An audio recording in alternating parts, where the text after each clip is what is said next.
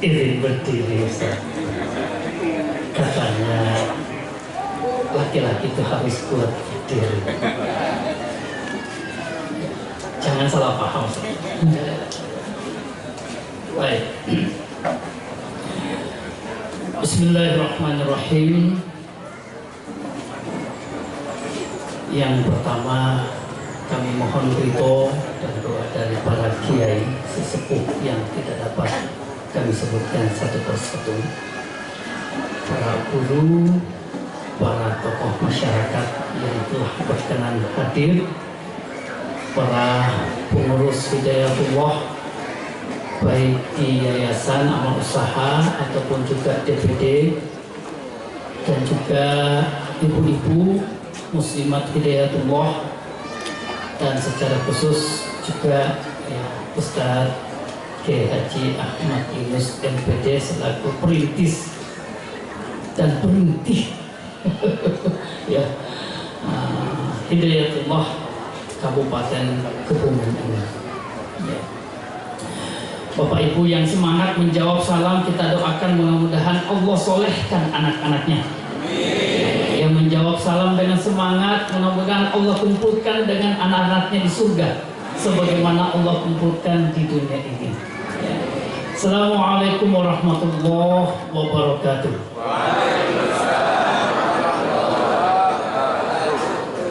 Alhamdulillahirabbil alamin. Salatu wassalamu ala Rasulillahil karim wa ala alihi wa sahbihi ajma'in. La hawla wa la quwwata illa billahil aliyil azim. Wa saya sebelum ke Kebumen ini sudah diwanti-wanti oleh istri Ustaz. Bang, hati-hati kalau ceramah di Kebumen nanti. Kenapa? Abang itu orang Bugis, sementara Kebumen itu orang Jawa, halus-halus. Jadi suaranya ditahan-tahan, ya, nadanya ditahan-tahan. Nanti orang Kebumennya kaget-kaget, ya. Jadi saya mohon maaf Bapak Ibu, kalau sementara ceramah tiba-tiba aslinya nongol. Karena kalau aslinya ini sebenarnya saya nggak butuh mic. Ya, nah, insya Allah ya pakai prinsip Honda. Ya, semakin lama semakin panas. Ya, Alhamdulillah. Ya. Kalau mendengar sambutan Kiai Haji Ahmad Yunus tadi, sebenarnya sudah intinya inti, core of the core. Saya itu sebenarnya tugasnya tinggal baca doa Ustaz, mengaminkan apa yang sudah disampaikan Ustaz Ahmad Yunus tadi. Cuman kalau saya baca doa saja, wah, jauh-jauh didatangkan kok baca doa kok, itu pun baca Al-Fatihah, waduh. Ya, Masya Allah, Alhamdulillah. Ya. Bapak Ibu orang tua kami, hadirin hadirat, para kiai, guru-guru, ulama, tokoh masyarakat yang berbahagia. Kalau kami boleh bertanya, kalau kita melihat fenomena anak muda sekarang yang katanya kecenderungannya itu semakin meresahkan. Menurut Bapak Ibu, kalau kita melihat fenomena anak-anak kita sekarang, yang paling meresahkan bagi Bapak, bagi Ibu itu apa? Oke, HP. Gitu. Selain HP, apa lagi Ibu? Yang paling meresahkan bagi ibu-ibu apa? Kalau melihat anaknya itu apa yang paling meresahkan bagi Ibu? Ya? Pergaulan. Ya. Apalagi Ibu? Narkoba, ya, narkoboi katanya, ya, Masya Allah. Tapi secara singkat sebenarnya ada satu hal Ibu yang paling meresahkan, yang paling menakutkan, paling mengkhawatirkan, yang itu banyak orang tua tidak sadar. Karena tidak sadar, tidak paham, makanya yang paling mengkhawatirkan ini tidak dikhawatirkan. Apa itu Pak? Yang bisa jawab dapat kotak 2. Ya. Yang lebih mengkhawatirkan dari HP, yang paling mengkhawatirkan bagi anak-anak kita, lebih menakutkan dari narkoba dan sebagainya, adalah ketika sang anak itu lahir, tumbuh besar dan berkembang dengan orang tua yang tidak punya prinsip dalam mendidik anak-anaknya. Orang tuanya tidak punya nilai-nilai yang kuat dalam mendidik, dalam membimbing anak-anaknya. Ya. HP itu tergantung daripada bagaimana bimbingan. Pergaulan itu tergantung daripada bagaimana bimbingan. Apa yang dijalani, apa yang dilewati oleh anak-anak kita, Bapak Ibu orang tua kami, tergantung dari orang tuanya.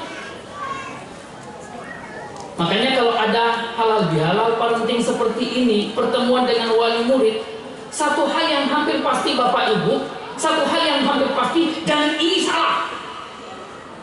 Satu hal yang hampir pasti, bahwa jumlah ibu-ibu yang hadir pasti lebih banyak. Betul atau benar? Ya kan? Tidak pernah itu kami secara pribadi kalau hadir di acara parenting, ya, lalu kemudian bapak-bapaknya itu lebih banyak yang hadir. Gak pernah ini. Selalu saja utusannya yang datang. Ya, dan ibu-ibu mau aja diutus. Ya, Bu, datang ya di acara pesantren.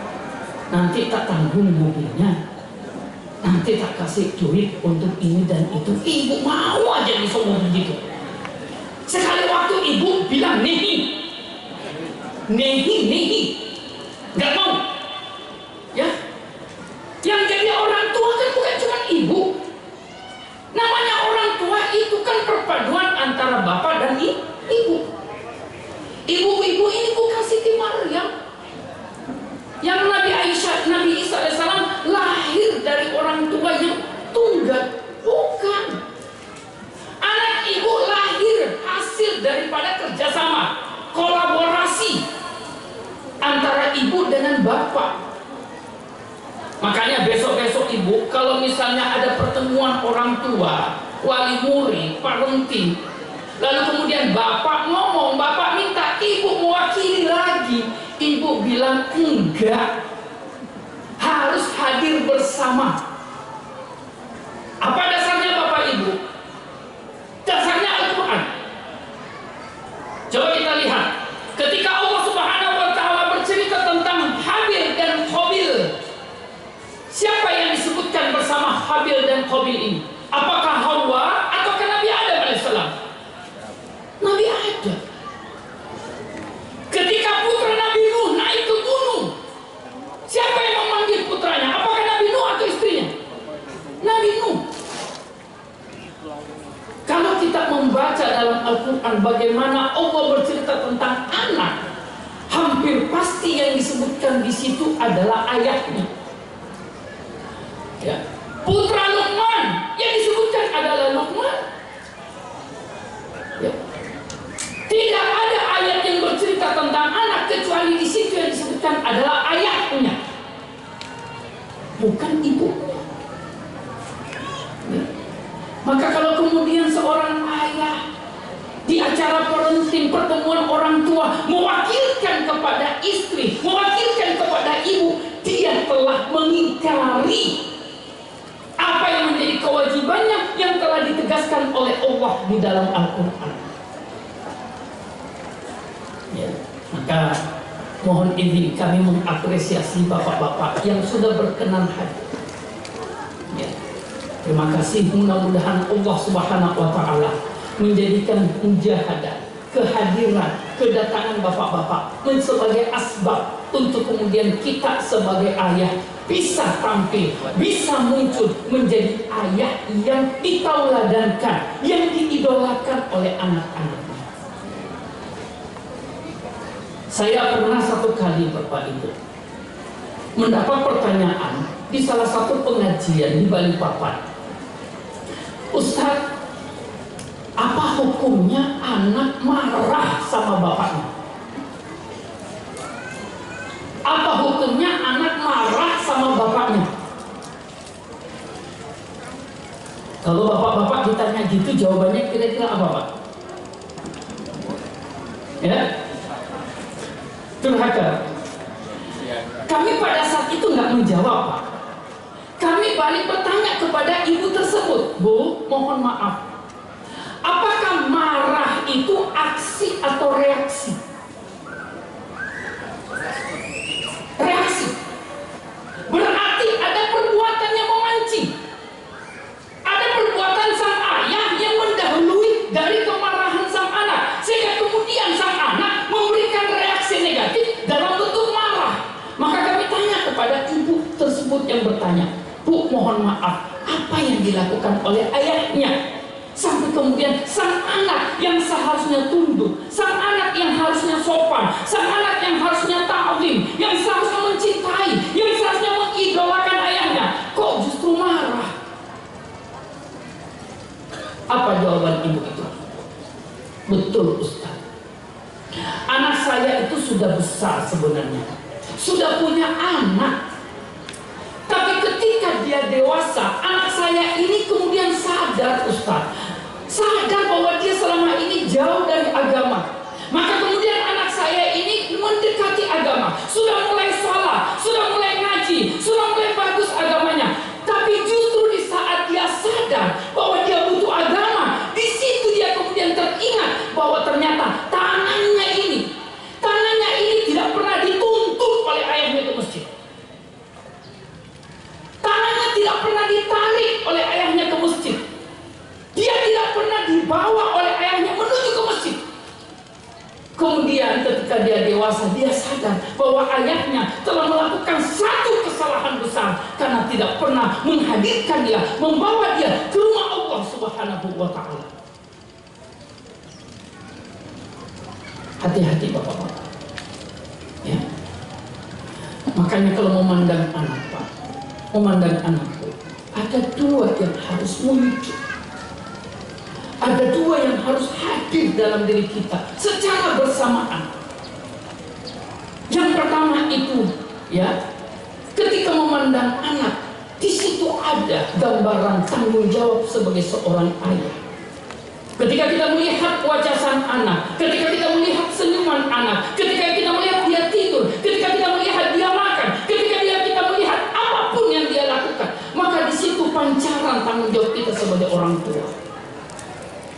Dan yang kedua, ketika melihat anak kita, bapak ibu, yang muncul adalah bagaimana kita ketika Allah bertanya di hari akhir, cara kita mendidik anak-anak kita. Rasulullah SAW jauh-jauh hari telah mengingatkan kita dalam satu hadis yang kita anggap biasa-biasa saja, tapi sebenarnya mengandung ancaman yang luar biasa.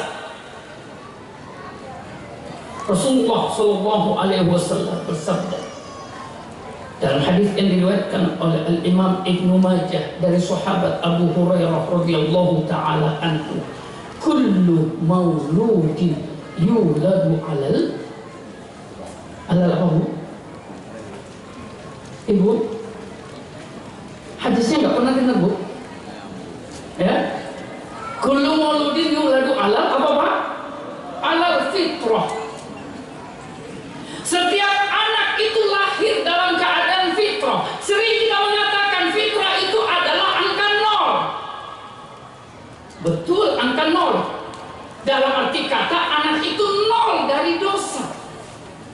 Tapi ada satu pesan yang ingin disampaikan Rasulullah dari kata fitrah itu, yaitu apa? Anak lahir dalam keadaan tauhidnya itu nilainya sempurna. Fitrah itu adalah representasi daripada keimanan. Fitrah itu adalah representasi daripada tauhid yang sempurna kepada Allah Subhanahu wa ta'ala. Angkanya itu 100, Pak.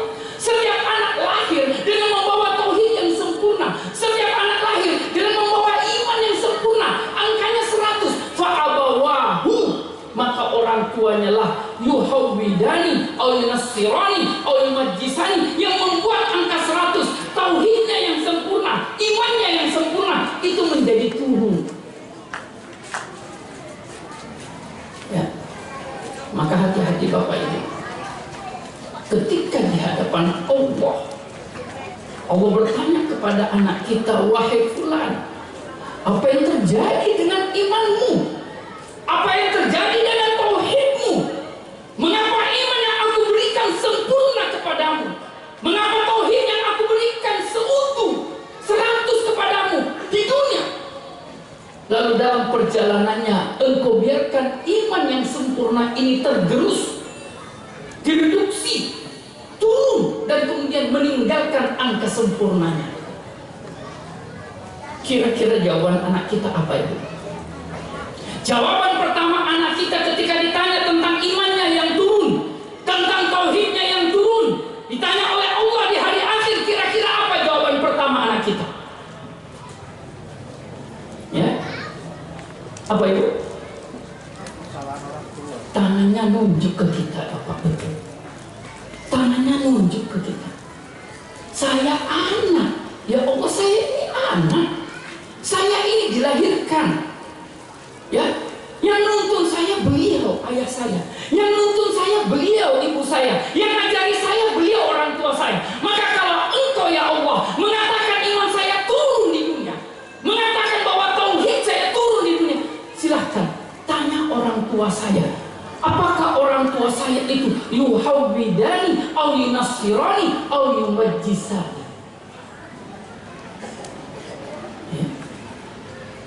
Kita yang akan ditanya Ibu, kita yang akan ditanya Pak. Maka kalau kemudian anak kita lahir, tumbuh besar, dan kemudian dia jauh dari rumah Allah Subhanahu wa Ta'ala, jauh dari masjid Allah, Bapak Ibu yang akan ditanya, kita yang akan ditanya. Kenapa anak kita tidak ke masjid? Bukan dia. Kalau kemudian dia jarang sujud kepada Allah, dia jauh dari kitab suci, dia jauh dari Qur'annya Allah, dia kemudian mengingkari, malas, berat untuk kemudian menerima syariat Allah Subhanahu wa Ta'ala, bukan dia yang ditanya, kita yang ditanya. Fa'abawahu yuhawwidani aw yunassirani aw yumajjisani. Kita lah yang membuat nilai sempurna angka 100 yang Allah berikan dalam iman dan tauhidnya tatkala dia lahir. Kita lah yang membuat angka ini menjadi turun, menjadi 90, menjadi 80, menjadi 70, menjadi 60, bahkan naudzubillah menjadi kosong, dan dia kemudian lepas dari tali agamanya. Masya Allah, Bapak Ibu, saya mau tanya dulu Bapak Ibu. Ya, saya ini terus terang Bapak Ibu, karena saya ini dosen, jadi kalau ceramah itu suka nanya, ya, suka nanya, mohon maaf, ya. Ya, untung ini acaranya agak formal Pak Kiai. Kalau pengajian biasa sudah itu, teman-teman itu kalau saya naik ceramah, teman-teman itu sudah ngomong, ada pakemnya teman-teman. Pokoknya kalau Ustadz Nasfi ceramah, jangan munculkan wajahmu, kamu akan jadi bahan kan. Ya. Nah, tapi ini acara formal ya, jadi saya harus ya menjaga diri. Ya. Tapi saya ingin bertanya Ibu, kalau misalnya ada anak SMP, ada anak SMP kelas 1, kelas 2, kelas 3, lalu kemudian anak SMP kita ini rajin sholat berjamaah di masjid 5 waktu, itu hebat atau tidak Bapak Ibu? Hebat atau tidak? Luar biasa atau tidak Bapak Ibu? Luar biasa menurut kita. Menurut kita. Tapi kalau kemudian usia SMP ini kita bawa ke zaman Nabi SAW, rajin ke masjid itu nggak ada apa-apanya Bapak Ibu. Mohon maaf, nggak ada apa-apanya. Apa buktinya? Dalilnya adalah sahabat Abdullah bin Abbas radhiyallahu taala anhuma. Ya, beliau Abdullah bin Abbas sepupu Nabi SAW, lahir 3 tahun sebelum Nabi SAW hijrah. Artinya usia Ibnu Abbas dengan Nabi rentangnya itu sekitar 50 tahun, setengah abad. Nabi usia 53, Abdullah bin Abbas baru lahir. Atau Nabi SAW umur 50 tahun, Abdullah bin Abbas itu baru lahir 3 tahun sebelum hijrah. Ketika Nabi wafat di tahun ke-11 Hijriah di bulan Ar-Rabiul Awal, Abdullah bin Abbas umurnya baru 13 tahun. Baru 13 tahun. Umur 13 tahun ibu-ibu itu usia kelas berapa? SMP kelas 1, kelas 2. Itu kalau naik terus, kalau tinggal kelasnya 3 kali berarti kelas 6. Ya. Abdullah bin Abbas umur 13 tahun Nabi wafat. Tapi ada satu hadis yang mudah-mudahan ini menjadi cambuk bagi kita. Bagaimana Nabi mendidik Abdullah bin Abbas radhiyallahu taala anhu. Abdullah bin Abbas berkata, suatu ketika saya tidur di rumah bibi saya, Maimunah. Yang ketika itu Nabi SAW juga nginap di rumah bibi, karena Maimunah adalah istri beliau. Di tengah malam saya terbangun karena Nabi itu bangun. Saya kemudian mengambilkan Nabi air untuk Nabi berwudu, dan setelah Nabi berwudu saya juga berwudu. Lalu kemudian saya sholat di sebelah kiri Nabi SAW. Ketika saya sholat di sebelah kiri, Nabi mengambil tangan saya dan memindahkan saya ke sebelah kanan beliau. Tapi bukan fikihnya yang ingin saya tegaskan. Tapi bagaimana Abdullah ibnu Abbas di umur 11 tahun, di umur 12 tahun, bukan lagi sholat isya, bukan lagi sholat maghrib, bukan lagi sholat subuh ibu, tapi beliau sholat tahajud, sholat tengah malam. Dan Nabi itu sholat tengah malam bukan seperti kita 10 menit sebelum subuh. Ya, bukan kita, ya. Bukan seperti saya.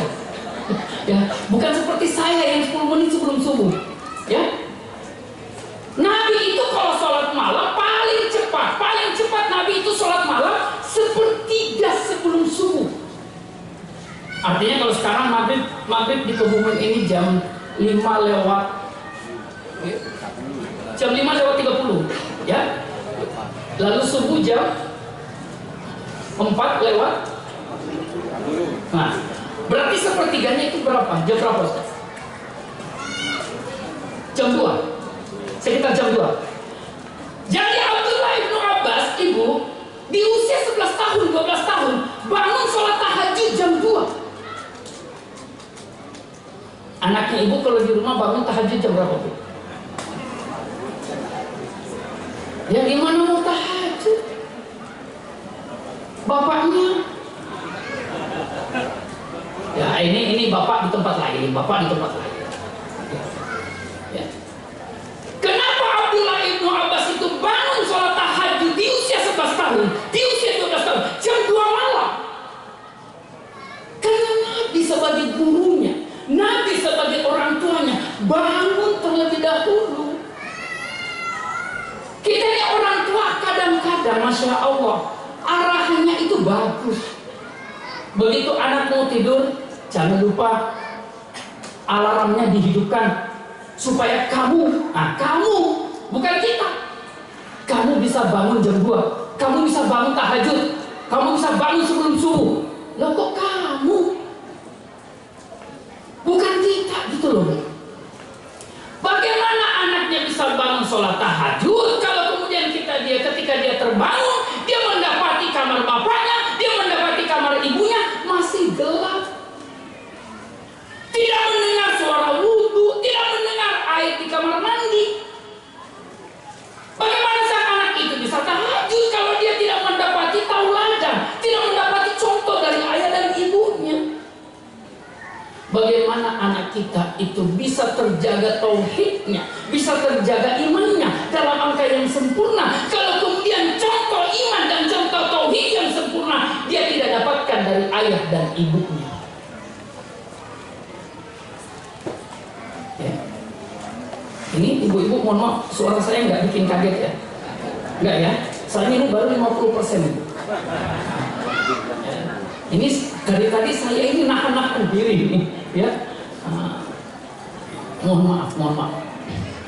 Ya. Kullu mauludin yuladu 'alal fitrah fa abawahu au yuhawwidani au yunassirani au yumajjisani. Maka orang tua berada di garda terdepan untuk kemudian iman yang sempurna yang dimiliki oleh sang anak, yang diberikan oleh Allah. Tatkala anak ini lahir di muka bumi, orang tua berada di garda terdepan untuk menjaganya, bukan di tangan guru-guru di sekolah, bukan di tangan para ustadz-ustadz di pesantren. Guru di sekolah itu hanya membantu. Guru di sekolah itu hanya second line, hanya di garis kedua setelah orang tuanya yang berada di garis pertama. Banyak orang tua ini, masya Allah, ya, bawa anak ke pesantren, bawa anak ke sekolah Islam, ke sekolah agama. Tolong ya Ustadz, tolong ya Ustadzah, anak saya dididik, dijadikan anak yang soleh. Loh, yang anakmu ini anak siapa? Anak Ustadzah atau anak bapak ibu? Betul ibu. Kok bapak ibu enak saja? Tolong dijadikan anak saya soleh, tolong dibimbing ibadahnya, tolong diajari sholatnya, tolong diajarkan Al-Qurannya. Yang punya anak ini siapa? Ya, kalau mau konsisten sekalian, Ustazah, Ustaz, ini mobil saya tolong dirawat, ini rumah saya tolong dirawat, sekalian aja semua. Jangan yang gak enaknya dikasih ustazah, yang gak enaknya dikasih ke pesantren, yang enak-enak ditaruh di rumah. Oh, itu punya saya itu, rumah saya, mobil saya, duit saya. Lah itu anak, itu berat itu. Biar ustazahnya, biar ustaznya itu pesantren Pak Kiai, gitu. Ya, begitu anaknya nggak sholat, begitu anaknya nggak ngaji, begitu anaknya ya bikin kesalahan, kamu diajarin apa sama ustazahmu? Kamu diajarin apa sama ustaz pesantren? Nah ini, ya, jangan salah Bapak Ibu. Jangan begitu ada yang baik-baik dari anak kita, anaknya juara, anaknya hebat dan sebagainya. Anak saya itu, ya, anak saya itu, ya, kok saya itu pilihkan sekolah yang begini, ya. Nah, tapi begitu anaknya nggak sholat, begitu anaknya nggak ngaji, begitu anaknya melakukan kesalahan, pelanggaran, dihukum dan lain sebagainya, bapak itu enak sekali. Bu, anakmu tuh dihukum, coba. Bu, ya, bu, anakmu bu dihukum di sekolah ke sana. Bapaknya, saya sibuk. Ya. Nah, tapi kalau di Kebumen ini, insya Allah alasannya nggak gitu. Ya, kalau di Jakarta Pak begitu. Ya, bapak-bapak di Jakarta itu kalau ditanya, Pak, kok nggak salat subuh di masjid? Ketiduran. Kok nggak salat zuhur di masjid? Di jalanan. Kok nggak salat asar di masjid? Pertemuan. Kok nggak salat maghrib di masjid? Ada pekerjaan. Kok nggak salat isya di masjid? Kecapean. Ada alasannya, Pak. Ada alasannya. Ya. Maka bagaimana mungkin anak kita tumbuh dengan iman yang terjaga kesempurnaan, kalau kemudian contoh kesempurnaan iman tidak dia dapati dari ayahnya? Ya. Kalau ayahnya itu kuat dalam memberikan tauladan, insya Allah anak itu ngikut. Ya. Ibu-ibu bilang yang paling meresahkan dari anak itu HP. Lah gimana anaknya nggak main HP? Yang dia lihat dari orang tuanya juga adalah main HP. Ya, begitu dia ketok pintu kamar orang tuanya, Assalamualaikum, Abi bisa masuk? Bisa, silakan. Begitu pintu terbuka, bapaknya main HP, ibunya main HP. Begitu bapaknya ibunya ngajak makan, ayo makan. Di meja makan bapaknya ibunya lagi main HP. Terus kita bilang sama anak kita, jangan suka main HP. Lah, gimana? Anak itu akhirnya dibuat bingung bapak ibu, dibuat bingung. Jadi yang membuat anak itu terkena penyakit split of personality, ya, tidak punya kepribadian yang kuat, itu karena orang tua. Antara nasihat, antara arahan tidak nyambung dengan kenyataan. Sambil begini main HP, sambil lihat YouTube, sambil membalas medsos, sambil ngomong ke anaknya, nah kamu jangan suka main HP ya. Nah itu ibu-ibu di tempat lain, ibu-ibu di tempat lain begitu. Ibu-ibu di Kebumen insya Allah tidak sama, tidak beda. Ya? Masya Allah, anak itu kan cermin Bapak Ibu. Ya, anak itu cermin. Ketika kita melihat anak kita, maka kita melihat diri kita. Saya pernah tersentak satu kali, terus terang, ketika salah seorang guru kami nanya, Ustaz Nasbi katanya, pernah nggak kamu memperdengarkan doamu di hadapan anakmu? Dan pernah nggak kamu minta anakmu mendoakan kamu?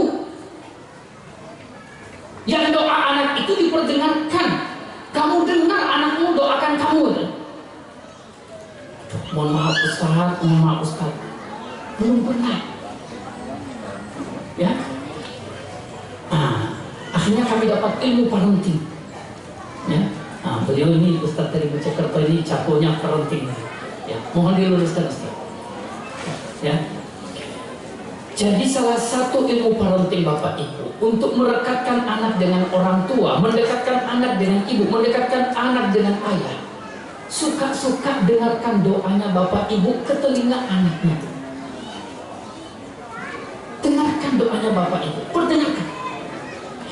Bapak bisikin atau Bapak angkat tangannya berdoa, nyaringkan suaranya sehingga sang anak itu dengar bahwa Bapak menyebut nama dia dalam doa dan Bapak meminta kebaikan bagi dia, dan dia dengar bahwa Bapak secara sadar meminta kebaikan untuk dia. Ya, oh, Ustaz, kan ikhlas itu disembunyikan Ustaz. Ya, nah, ini bukan, ini ikhlas nggak ikhlas ini nggak masuk Ibu. Ya. Dalam ilmu parenting itu ikhlasnya itu adalah diperlihatkan. Ketawadan itu ikhlas. Ya. Maka kemudian kami pernah suatu ketika kami jalankan nasihat itu. Kami panggil anak kami pada saat itu yang kedua, namanya Ahmad, muridnya beliau. Ya. Bang Ahmad sini. Abi mau minta tolong. Apa Abi? Waktu itu dia masih SD. Ya. Sekarang sudah tamat SMA, sudah mau masuk kuliah.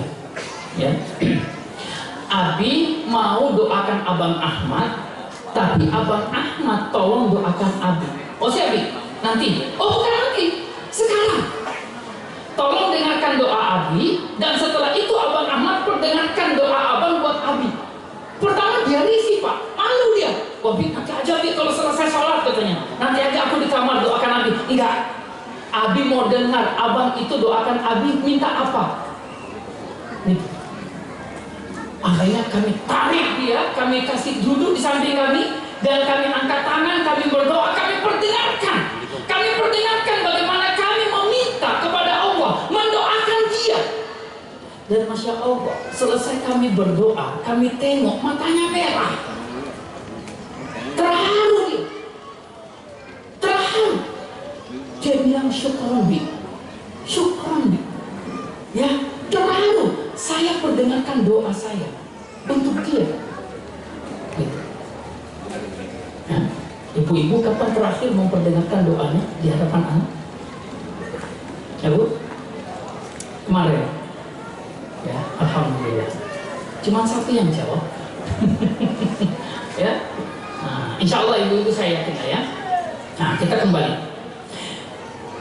Jadi salah satu yang paling meresahkan, dan ini yang harus dihadirkan Bapak Ibu ketika melihat anak kita, adalah ketika anak kita lahir, tumbuh besar berkembang dalam keadaan orang tuanya tidak punya prinsip dalam mendidik anak, tidak punya prinsip tentang kehidupan, tidak punya prinsip tentang keimanan, tidak punya prinsip tentang tauhid. Itu yang paling menakutkan. Kita lihat Bapak Ibu, ya, tentang sejarah. Muhammad Al-Fatih di usia 21 tahun menaklukkan Konstantinopel itu karena ada Syekh Akh Syamsuddin murabbinya, ada Syekh Akh Syamsuddin yang menjadi tauladan, ada Syekh Ahmad Akh Syamsuddin yang menjadi guru. Ketika Harun Al-Rasyid itu tumbuh berkembang, ada Syekh Khalid Al-Barmaki yang menjadi guru beliau.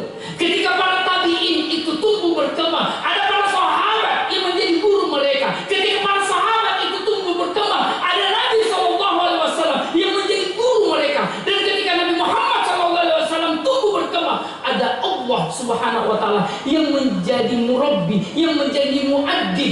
Rasulullah SAW bersabda, "Adabani Rabbi fa ahsana ta'dibi." Aku telah dididik oleh Tuhanku, dan sebaik-baik didikan adalah cara Allah mendidik aku. Maka anak jangan dibiarkan mencari guru sendiri, ibu. Ketika ditanya sang anak, siapa orang yang paling engkau idolakan dalam hidupmu, lalu kemudian sang anak secara sadar menyebutkan gurunya, maka di situ kegagalan pertama kita sebagai ayah dan ibu. Ketika sang anak kemudian mengidolakan secara sadar gurunya, secara sadar mengidolakan orang lain, bukan ayahnya, bukan ibunya, maka di situ kegagalan pertama kita. Ya, Bapak Ibu, apa alasannya untuk anak kita tidak mengidolakan kita? Tidak ada alasan. Yang ngasih pakaian siapa? Kita, orang tua. Yang ngasih makan siapa? Kita, orang tuanya. Yang ngasih duit siapa? Kita, orang tuanya. Yang ngasih tempat tinggal siapa? Kita, orang tuanya. Yang ngantar ke sekolah siapa? Kita, orang tuanya. Seharusnya kita lah yang menjadi idola anak kita. Tapi kenapa seorang anak ketika ditanya, siapa idolamu? Dia jawab, guruku. Kok orang lain? Kemana bapak? Kemana ibu? Kenapa bukan bapak dan ibu yang disebut anak kita? Kenapa anak tidak mengidolakan kita sebagai ayahnya? Kenapa anak tidak mengidolakan kita sebagai ibunya? Kemana kita? Di mana posisi kita dalam rentang waktu kehidupan anak kita? Di mana posisi kita dalam ruang hati anak kita? Sehingga kemudian ketika kita bertanya kepada anak, siapa yang dia idolakan? Justru menyebutkan gurunya, justru menyebutkan orang lain. Maka di mana kita? Di situ kegagalan kita. Nah, makanya dalam dunia psikologi yang kami pelajari itu, ya, jangan biarkan anak laki-laki itu akrab dengan lawan jenisnya pertama kali dengan orang lain.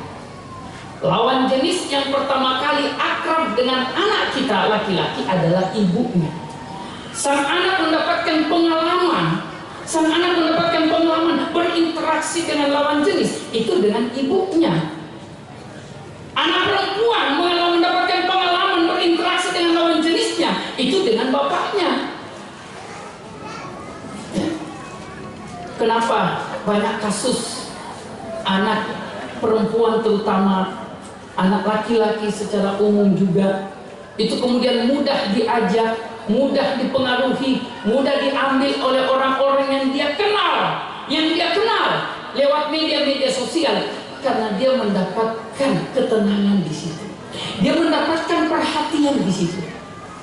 Saya kasih satu contoh. Ya. Kami pernah mengadakan, ini mohon maaf agak sensitif, mohon maaf. Kami pernah mengadakan survei kecil-kecilan di beberapa pondok pesantren di Kalimantan, di Sulawesi, di Batam, di Jawa. Ya, 40. Apa yang membuat sang anak, apa yang membuat seorang anak, bahkan secara khusus seorang santri, mohon maaf, itu kemudian terkena penyakit seks yang menyimpang, penyimpangan seksual. Ya, ini saya mohon maaf, tidak ingin tutup-tutupi, tapi ini fakta. Ya, saya nggak nakut-nakuti bapak ibu ya, saya nggak nakut-nakuti.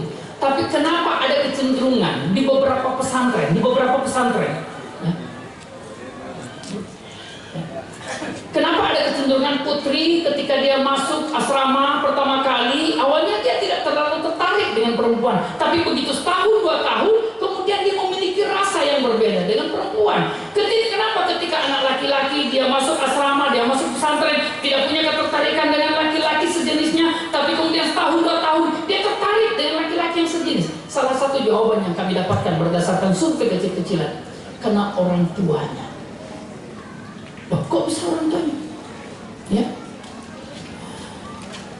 Jadi ada satu kasus contohnya, ya. Seorang santri putri baru kelas 1 SMP masuk asrama pertama kali. Lalu kemudian dia diperkenalkan dengan kakak pengasuhnya, kakak musyrifahnya. ketika bertemu dengan kakak musyrifahnya yang sudah kelas 3 SMU ini, kelas 3 SMA, berarti ada 5 tahun jaraknya. Ketika pertama kali bertemu, sang kakak itu langsung mengelus tangan sang anak baru ini, santri putri ini. Dielusnya tangannya sambil disapa, sambil ditanya, ditatap matanya dengan baik-baik, kemudian dielus kepalanya. Anak yang baru masuk kelas 1 SMP ini langsung jatuh hati. Langsung jatuh hati ketika kakak kelasnya itu, musyrifahnya itu, pengasuhnya itu, tahun berikutnya keluar dari pesantren karena sudah tamat, lalu kemudian pindah. Anak yang kelas 1 SMP naik kelas 2 juga ikut-ikutan keluar. Akhirnya ditanya, kenapa?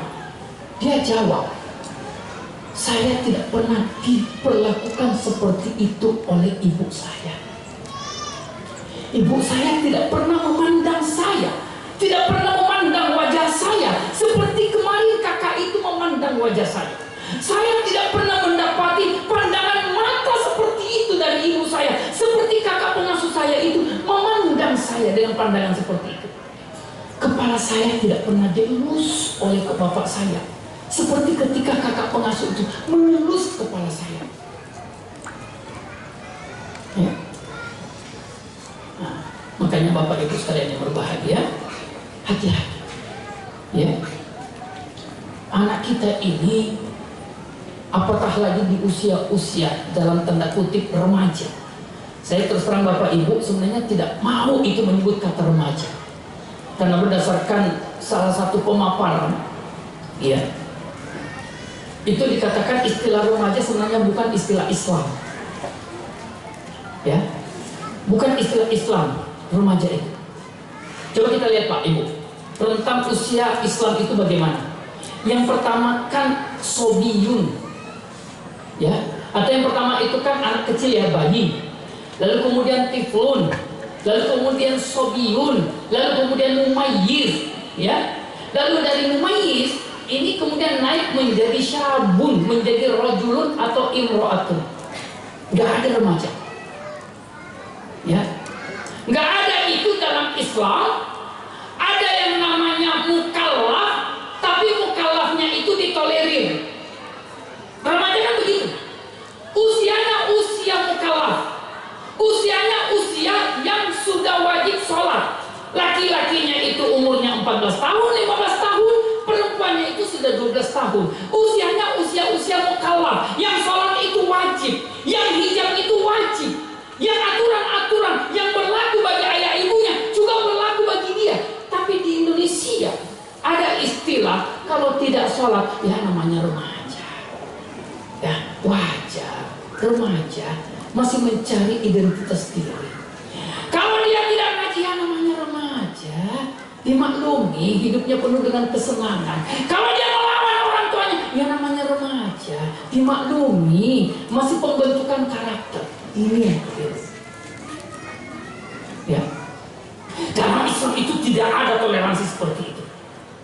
Ketika dalam Islam itu seorang anak laki-laki dia baligh, dia mimpi di usia 14 tahun, di usia 15 tahun paling lambat, maka telah berlaku padanya hukum-hukum laki-laki dewasa, yang kalau dia tidak sholat wajib untuk dipukul, yang wajib untuk menjaga hijabnya, tidak boleh lagi pakai celana pendek. Ya, alhamdulillah sekarang ini kan ya sudah banyak SMP itu yang kemudian sudah pakai celana panjang Bapak Ibu ya. Nah, cuman kalau ke sekolah pakai celana panjang, pulang ke rumah celana pendek ya. Gitu. Mau kemana kok pakai celana pendek? Sepak bola. Kemana kok pakai celana pendek? Basket. Kemana pakai celana pendek? Renang. Ya, oh iya, masih SMP. Ayo salah. Ya, ketika ibu bapak secara sadar mengatakan ayo wajar, masih SMP. Ibu sudah menjerumuskan anaknya, bapak sudah menjerumuskan anaknya kepada satu pemahaman, kepada satu toleransi yang dalam Islam itu tidak boleh ditoleransi. Ya. Abdullah bin Mas'ud, salah satu sahabat Nabi, di usia 14 tahun, datang kepada Nabi SAW, menyeret pedangnya,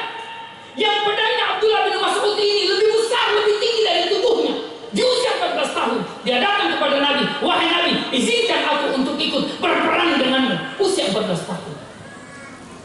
Abdullah bin Umar radhiyallahu taala anhu di umur 14 tahun juga datang kepada Nabi, wahai Rasulullah, aku juga ingin berperang denganmu. Kata Nabi, belum. Umurmu belum cukup. Nanti di tahun berikutnya. Ya, Masya Allah. Sahabat 14 tahun sudah pengen, sudah minta untuk ikutkan perang Bapak Ibu. Umur 14 tahun, umur SMP kelas 3. Yang kalau kita bawa sekarang umur itu 14 tahun, anak SMP kelas 3, sekarang minta apa, Bu? Yang dibawa oleh anak kita SMP kelas 3 umur 14 tahun apa, Pak? Ya, PUBG. Ya, apa itu yang online itu loh? Ya, saya itu nggak tahu Pak, game online itu kayak gimana ya? Sampai ada katanya yang poinnya dijual sampai berapa juta gitu. Bisa menghasilkan ternyata. Saya pernah satu kali ketipu Pak. Ketipu dalam tanda kutip ya. Suatu ketika saya di satu daerah masuk warung mau makan siang. Di warung itu ada 4, bukan ya, artinya umurnya mungkin umur 40-an tahun. 40-an tahun. Lagi ngobrol di warung itu. Ngobrolnya itu, tadi itu kenapa ya senjatanya yang tadi waktu kok ini pakai bicara senjata ini saya, mungkin TNI atau polisi barangkali gitu ya, kok bicara senjata tadi ini. Tapi lama-kelamaan saya curiga, kok bicara senjatanya lain ini. Ternyata bicara game online Pak. Ya Allah, umur 40 tahun bicara game online. Ya, gitu. Bagi saya itu umur begitu 40 tahun bicara game online itu, ya Allah ya Rabbi, runtuh kelaki-lakiannya di mata saya itu. Ya, laki-laki 40 tahun kok bicara game online gitu loh. Itu kan merampas ranah anaknya itu. Ya, kok pembicaraan anak kok diambil sama bapaknya gitu loh. Ya. Nah, bapak-bapak ada yang masih suka game online Pak? Ya, nggak usah dijawab Pak ya. Ya, Masya Allah ya. Sahabat umur 14 tahun. Kalau Abdullah bin Abbas tadi umur 11-12 tahun, jam 2 malam sudah bangun sholat tahajud. Abdullah bin Mas'ud umur 14 tahun bawa senjatanya, bawa pedangnya kepada Nabi, minta diizinkan untuk ikut berperang. Abdullah bin Umar juga di umur 14 tahun datang kepada Nabi untuk minta diizinkan, ya, diizinkan untuk ikut berperang. Zaid bin Thabit, ya, belum 20 tahun sudah diamanatkan untuk menyusun Al-Quran. Masya Allah. Kenapa itu bisa terjadi? Ada pendamping, ya, ada tauladan, ada Nabi SAW yang mereka lihat sebagai sosok yang memberikan contoh, yang mereka ikuti, yang mereka tauladani. Maka kalau anak-anak kita umur 14 tahun, 15 tahun masih belum tertarik dengan agamanya, masih belum tertarik untuk datang ke masjid, masih belum tertarik untuk memegang kitab suci Allah, masih belum tertarik dengan syariat agamanya, itu bukan kesalahan dia, tapi kesalahan siapa yang paling berhak, siapa yang wajib memberikan ketauladanan, memberikan contoh untuk itu semua. Maka kalau umur 14 tahun, 15 tahun anak kita belum sholat tahajud, Bapak Ibu yang harus ditanya. Kalau umur 14 tahun, 15 tahun anak kita itu masih asyik dengan game online, Bapak Ibu yang harus ditanya. Kalau umur 14 tahun, 15 tahun anak kita itu belum suka baca Al-Quran, maka Bapak Ibu yang harus ditanya. Kalau ditanya di dunia, insya Allah masih bisa kita jawab. Tapi kalau ditanya di akhirat kelak, yaum la yanfa'u malun wala banun, pada hari di mana jabatan kita tidak bisa berkata-kata, pada hari di mana kesibukan kita tidak bisa lagi membela kita, pada hari di mana anak-anak justru mereka yang menjerumuskan kita. Illa man atallaha biqalbin salim, kecuali memang kita datang dengan hati yang bersih, hati yang selamat, yang tugas kita sebagai ayah dan ibu di dunia telah kita jalankan dengan baik. Insya Allah itulah yang akan selamat. Bapak Ibu sekalian, orang tua kami, para kiai, para guru-guru kami, ulama-ulama yang kami hormati, ya, maka kami akhiri dengan satu harapan, satu permintaan. Tolong jaga iman yang telah Allah berikan kepada anak kita secara sempurna tatkala dia lahir. Tolong jaga tauhid yang telah Allah berikan kepada anak kita secara sempurna ketika anak kita baru lahir. Kullu mauludin yuladu alal fitrah. Anak kita lahir dengan iman yang sempurna kepada Allah. Anak kita lahir dengan tauhid yang sempurna kepada Allah. Anak kita lahir dengan akidah yang hanya mengembalikan dia kepada Allah, yang akan mengembalikan dia kepada Allah, bukan kepada yang lain-lainnya. Fa abawahu yuhawwidani aw yunassirani aw yumajjisani. Hati-hati Bapak Ibu sekalian yang berbahagia. Apapun kesalahan, apapun kekeliruan, apapun kekurangan, penyimpangan anak-anak yang anak-anak kita lakukan, semua itu fa'abawahu, orang tuanya yang akan bertanggung jawab. Barangkali demikian apa yang dapat kami sampaikan. Mohon maaf apabila kata-kata yang kurang berkenan di hati.